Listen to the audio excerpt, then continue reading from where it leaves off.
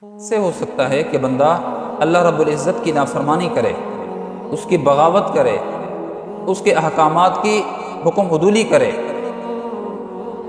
اور پرسکون رہے، کہے کہ مجھے الجھن نہیں ہوتی، مجھے پریشانی نہیں ہوتی، میری زندگی تلخ نہیں ہو رہی، میں خوش نحال ہوں۔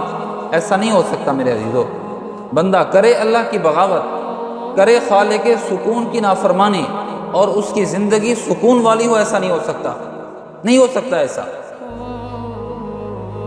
کیونکہ علماء نے بڑی عجیب بات بیان فرمائی ہے، فرماتے ہیں کہ وقتی طور پر تو اس کو لذت حاصل ہوگی جب وہ گناہ کر رہا ہوگا یا گناہ میں مبتلا ہوگا، وقتی ہو سکتی ہے کہ وقتی طور پر اس کو لذت محسوس ہو، قدر سکون محسوس ہو وقتی طور پر، لیکن وقت کے گزرنے کے ساتھ ہی، اس گناہ کے ختم ہونے کے ساتھ ہی اس کی زندگی اجیرن ہونا شروع ہو جائے گی، پریشانی اس کی شروع ہو جائے گی، اور پھر پریشانی میں مبتلا نہیں رہے گا، اس کی پریشانی میں اضافہ ہوتا رہے گا۔ وقتی طور پر اس کو لذت محسوس ہوگی۔ اس کی مثال صوفیاء نے بڑی عجیب بیان فرمائی ہے، فرماتے ہیں کہ بندے کو خارش کی بیماری ہے تو خارش کی بیماری والا کھجلی کرتا ہے، جسم جہاں خارش ہو وہاں پر کھجلی کرتا ہے، کبھی کنگھے کے ذریعے، کبھی چھری کے ذریعے، کبھی چمچ کے ذریعے، کبھی کوئی لکڑی اٹھا لی، کھردری چیز کے ذریعے سے وہ اپنے جسم کی کھجلی کرتا ہے۔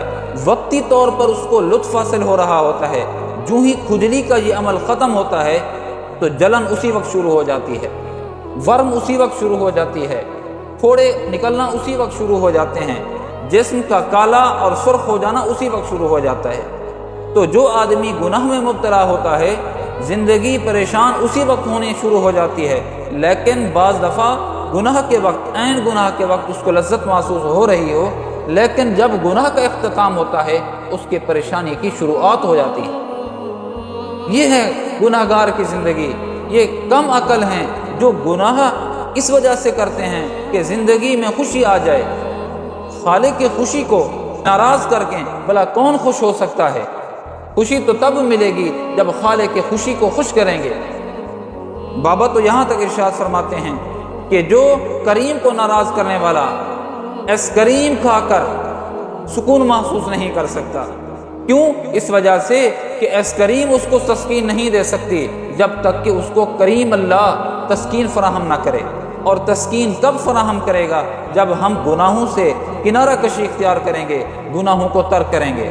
یہ وقتی لذت میں ہم مبتلا ہو کر یہ سمجھتے ہیں کہ ہمیں دائمی خوشی ملے گی، ایسا نہیں ہے میرے پیارے، ایسا نہیں ہے۔ یاد رکھیے، گناہ چند لمحے کے لیے ہوتا ہے، وقتی ہوتا ہے، لذت وقتی ہوتی ہے۔ جب گناہ ختم ہو جائے گا، وقتی لذت تو ختم ہو جائے گی، لیکن اس وقتی گناہ کا جو لکھا ہوا گناہ ہے اور جس کی سزا ملے گی وہ ابدی اور دائمی ہوگی۔ تو اس لیے گناہوں سے کنارہ کشی اختیار کریں میرے پیارے، گناہوں سے اپنے آپ کو بچائیں۔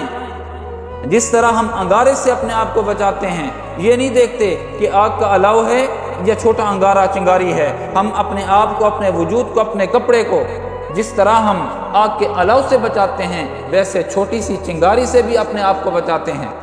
بڑے بچھو سے جس طرح اپنے آپ کو بچاتے ہیں، اسی طرح چھوٹے بچھو سے بھی اپنے آپ کو بچاتے ہیں۔ جس طرح اژدہا اور سانپ سے اپنے آپ کو بچاتے ہیں، اسی طرح میرے پیارے ہم چھوٹے چھوٹے سانپوں سے بھی اپنے آپ کو بچانے کی کوشش کرتے ہیں۔ اس لیے گناہوں سے بچیں، کنارہ کشی اختیار کریں۔